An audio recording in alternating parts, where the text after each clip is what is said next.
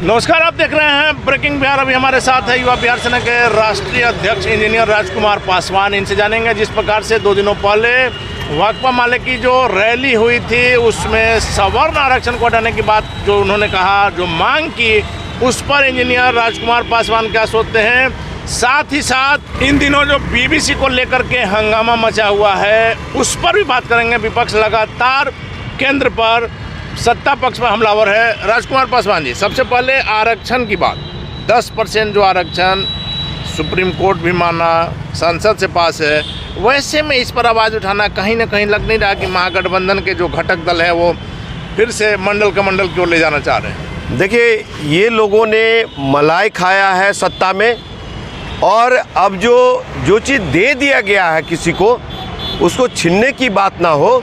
ज़्यादा अच्छा बौद्धिकता दिखता उनमें, भाकपा माले वाले लोगों में, कि जो बाबा साहब डॉक्टर BR अम्बेडकर जी ने 1935 में आरक्षण नीति को लागू करवाया था, गोलमेज सम्मेलन हो, पुणे पैक्ट हो, उस चीज़ को, तो वो अब उस समय देश की कुल जनसंख्या कितनी थी? 39 करोड़। आज कितनी है? 140 करोड़।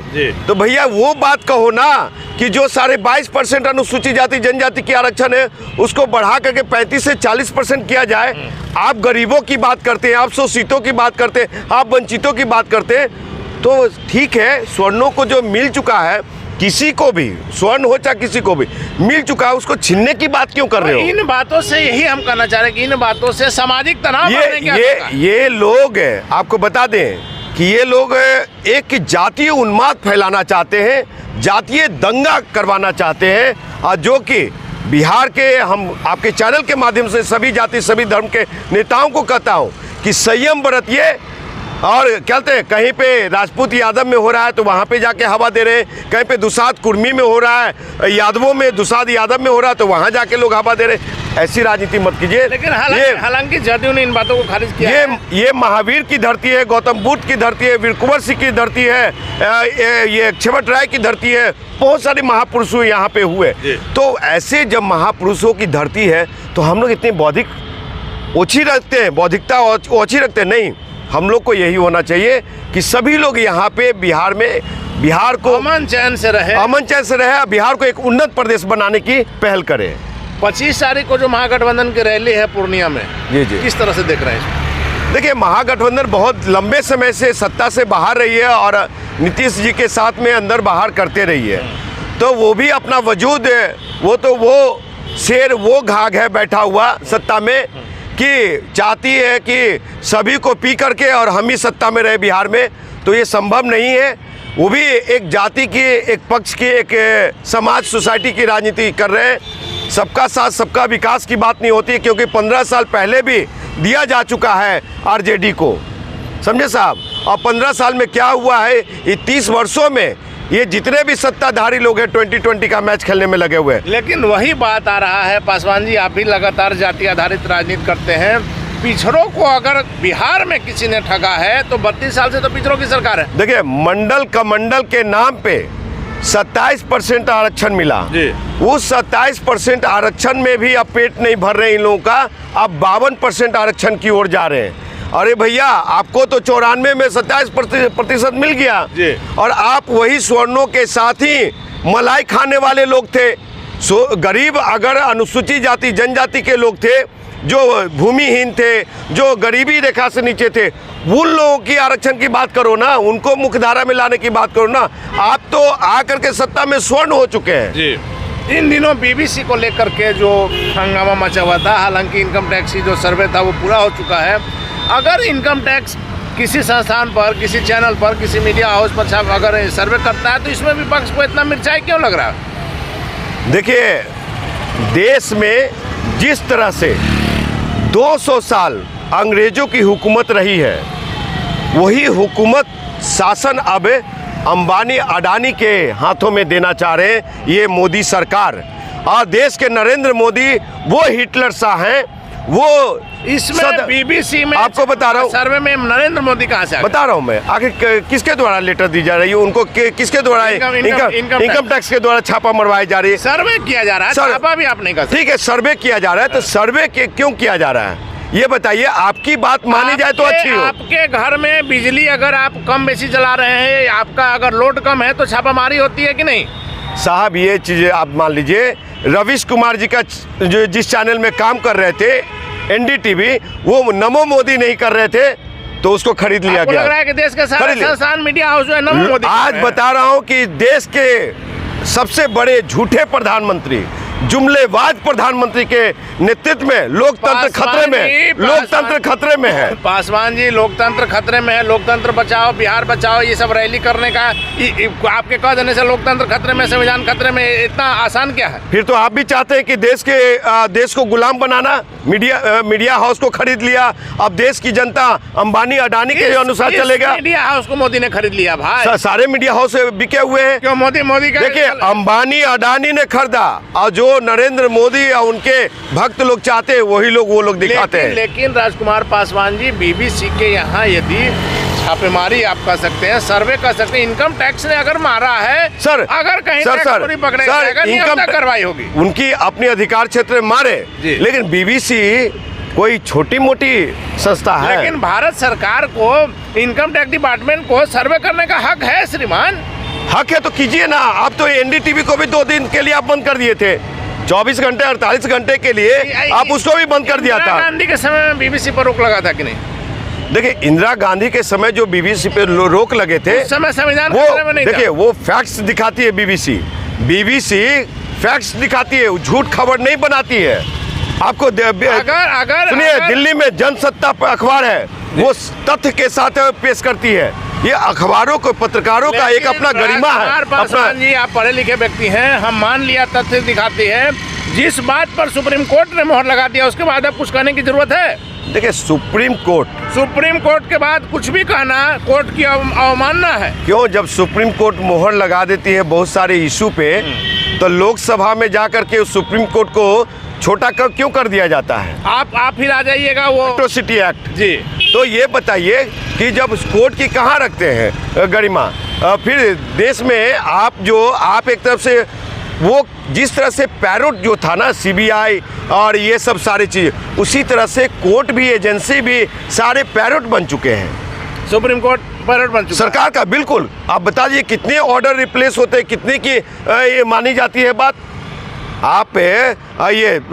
आपके कहने पे यही बीजेपी के लोग, अमित शाह जैसे लोग तड़ीपार थे, समझे? कोर्ट ने बरी कर दिया श्रीमान। तड़ीपार थे ना साहब, एक समय नहीं थे? बता दीजिए। तो अगर कोर्ट किसी को कर देगा तो आप उसको मानिएगा? उस समय तड़ीपार का आप क्या कहते हैं, बदला ले रहे हैं कांग्रेस से। हम आपको एक उदाहरण से समझा रहे हैं कि माना कि बीबीसी किसी जमाने में बहुत अच्छा हुआ करता था। जिस प्रकार से आप बिहार की बात कर लीजिए कि 2005 से 2010 में जो मुख्यमंत्री नीतीश कुमार का शासनकाल था, अपराधियों की जो नकेल कसी गई थी, बिहार के लिए वह स्वर्णिम दौर रहा। लेकिन आज मुख्यमंत्री के, नीतीश कुमार जी के मुख्यमंत्री रहते हुए फिर से जंगल राज की बात कही जा रही है। तो क्या आज मुख्यमंत्री वही है लेकिन 2005 का वो दौर नहीं है? इसी तरह से बीबीसी पहले अच्छा होगा, लेकिन इन दिनों जिस प्रकार से प्रधानमंत्री को लेकर के डॉक्यूमेंट्री बनाई, वो निश्चित तौर पर देश में इस तरह का अशांत माहौल बनाना चाहता। पत्रकारिता का अपना अधिकार क्षेत्र नहीं है। किसी भी बड़े जिस प्रधानमंत्री का मोमबत्ती का मूर्ति, स्टैचू विदेशों में बन रहा है, तो क्या उस पर डॉक्यूमेंट्री नहीं हो सकती? की भी एक सीमा है। जिस प्रकार से छपरा में जो घटना हुई उसके बाद इंटरनेट सेवा बाधित कर दिया गया था, वैसे में अगर जाकर के आप फिर से वहाँ कुछ दिखा रहे हैं तो सरकार आप पर प्रतिबंध नहीं लगाएगी? अरे सर, प्रतिबंध लगाए तो एक ही मीडिया हाउस को क्यों? बीबीसी क्यों है? क्यों बीबीसी ने ही और भी बनाया था? बहुत सारे लोग ऐसे हैं इंडिया में, प्रधानमंत्री के प्रधानमंत्री के खिलाफ जो भी बोलेगा उसको जेल भेज दीजिएगा। इतने बड़े बड़े चैनल है, किसी ने डॉक्यूमेंट्री? अनिल जी, आप प्रधानमंत्री के खिलाफ जो भी बोलेगा, यानी कि आप हिटलर शाह हो गए, सदाशिवराव गोलवलकर हो गए, देश को गुलामी की ओर ले जाना चाहते हैं। ऐसा नहीं चलेगा। हम लोग जैसे युवा नौजवान लोग शहादत देने के लिए तैयार हैं। ये मोदी नमो मोदी नहीं चलेगा। सर्वे इनकम टैक्स का पूरा हो गया है और यदि कहीं फॉल्ट पकड़ाएगा तो कोई रहे, हम हो, आप सब पर कार्रवाई होगी। अरे सर, हम भी, अगर मोदी साहब गुनाहगार हैं देश को, तो क्या उन पे कार्रवाई नहीं होनी चाहिए? मोदी अपने से नहीं बैठे हैं, देश की जनता ने चुनकर बैठाया है। अगर मोदी ने काम नहीं किया तो 2024 को अनिल जी, आपकी बात को मैं मानता हूँ, माननीय प्रधानमंत्री है, हम लोगों ने चुना है, 135 करोड़ जनता ने चुना है, लेकिन क्या है, इसलिए वे चुना है हिटलर शाही रवैया के लिए, आज लोकतंत्र खतरे के लिए नहीं करेंगे तो जनता 2024 में इस बार आपके चैनल के माध्यम से कहता हूं कि इस बार अगर देश के 135 करोड़ जनता, 52% युवा नौजवान अगर नहीं मोदी को बदला तो फिर उसी गुलामी जंजीरों में ये लोग जो सड़क पे बैठते हैं ना नौकरी के लिए, रोजगार के लिए, लाठी खाएंगे, जेल जाएंगे, मारे जाएंगे। इंजीनियर पासवान जी, एक आध और सवाल, बातें काफ़ी हमारी लंबी हो गई। जिस प्रकार से दुसाध रेजिमेंट की आप बात उठा रहे थे, अब यह बात जो है लग रहा है कि धुआं जो है वो फैल रहा है।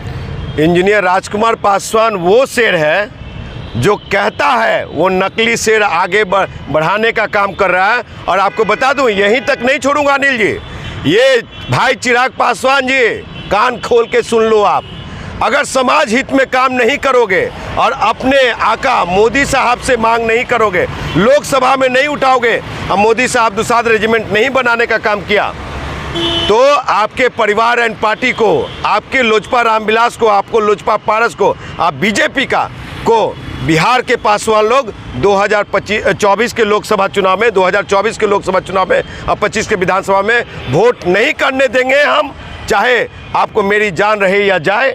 ये हम प्रण ले चुके हैं। दुसाध रेजिमेंट बनवा के ही रहिएगा। दुसाध रेजिमेंट नहीं अगर ये लोग बना पाए तो ये लोग जैसे सुखंडी सांसद समाज को नहीं चाहिए, हम जैसे लोग असली से चाहिए, नकली से नकली भालू नहीं। और सुनिए, यही नहीं, चिराग पासवान को आपके चैनल के माध्यम से कह देता हूँ अनिल जी कि जिस तरह से ओबीसी 27% आरक्षण है, ओबीसी के लिए 27% आरक्षण है और महिलाओं को वो भी 3% दिया गया है आरक्षण, तो हमारा जब 22.5% आरक्षण है देश में अनुसूचित जाति जनजाति के लिए, तो हमारी महिला बेटियों के लिए भी 10% आरक्षण की मांग करो चिराग पासवान जी। जिस तरह से स्वर्ण आरक्षण 10% दिया गया, तो हमारे समाज के दलित बेटियों के लिए 10% आरक्षण की मांग करें, ये मैं कहता हूँ। राजकुमार पासवान जी, आखिरी सवाल है, इन दिनों चाचा भतीजा में जहां लग रहा था कि कुछ खटास कम हो रही है, लेकिन पिछले दिनों की घटनाओं ने यह साबित किया है कि और जो है गैपिंग बढ़ रहा है। देखिए, आपके चैनल के माध्यम से बोलेंगे ना तो चिराग के फॉलोअर्स बहुत गाली बकना शुरू कर देगा, उसकी संस्कार ही है ये। अब इन दोनों के परिवार के संस्कार उनके फॉलोअर्स तय करें कि कहाँ पे है। रामविलास पासवान जी को जरूर मैं बोलता हूँ, इसलिए मैं लोकसभा का चुनाव लड़ता हूँ, तब मैं बोलता हूँ, लेकिन वो हमारे लिए आदरणीय रहे, सम्मानीय रहे। और 2005 के लोकसभा चुनाव में हमने 29 सीटें दिलवाने का काम किया था, रात दिन एक करके मेहनत करके। और उस घर को, और एक कोई सौरभ पांडे है, समझे, जिसकी कोई पहचान नहीं, और वो 2005 में कहा थे साहब, वो रामविलास पासवान जी का गांधी मैदान देखे, सिर घाटी का सभा देखे, बिहार के, उत्तर प्रदेश के सभा देखे रामविलास पासवान जी को, जो कहते हैं कि 25 और 50 की भीड़ वाली बात। अरे भैया सौरभ पांडे जी, देखना हो भीड़ तो इंजीनियर राजकुमार पासवान की भीड़ देखने आ जाओ, जहाँ माइक छीनना पड़ता है, जहाँ माइक छीनना पड़ता है। और तुम्हारे वो जो तुम्हारे मित्र हैं, दोस्त हैं, यार हैं, और कैसा रिलेशन है वो तो वक्त बताएगा। सौरभ पांडे चिराग पासवान जी का कैसा रिलेशन है वो वक्त है, मित्रता है, घनिष्ठ मित्रता साहब, वो मित्रता किशोर करवट लेगी, वो वक्त बताएगा। और ये लोकसभा, और अगर दाएं बाएं होंगे तो यही सौरभ पांडे चिराग पासवान को कान खींचने का काम करेगा, और हो सकता है कि जेल भी भेजने का काम करेगा। चलिए, तो कौन किसका कान खींचने का काम करेगा यह तो वक्त बताएगा। फिलहाल आप बने रहे ब्रेकिंग बिहार के साथ।